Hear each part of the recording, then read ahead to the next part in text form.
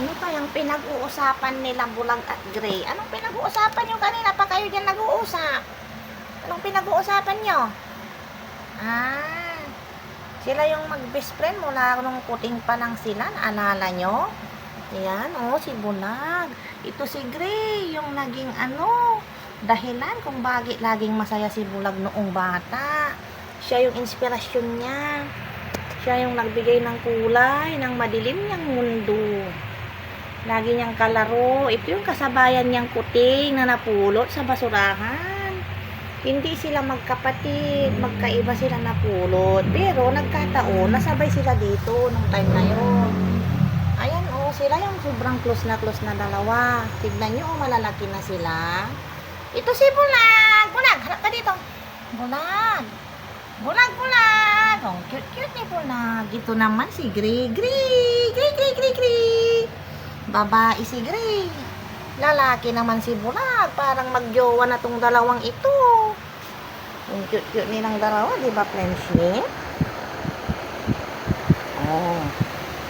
At narinig naman ni Mami Blackie. Ay, Daddy Blackie. Mami kasi, siya yung nagpalaki sa dalawang yan noon. Kahit lalaki si Blackie. Inaalagaan niya sila, anak. Inaalagaan mo sila noon. May mga video pa nga sila na parang pinatpadede pa ni Blackie. Yung mga puting noon. Ayan si Bulag at Gray. Yan, oh. Si Blackie. Ito naman ang bago. Bago, oh. Yung mata niya, oh, kawawa. Ayan. Gagamot ka rin, ha. Blackie, Blackie. Daw. Wag daw. Wag daw. Blackie. Bibib nga. Good morning.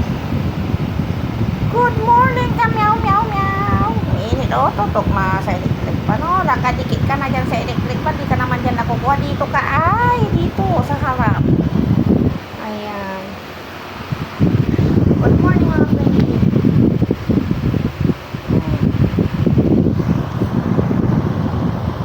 Ayan, ibibidahan na ng gamot daw si Puri.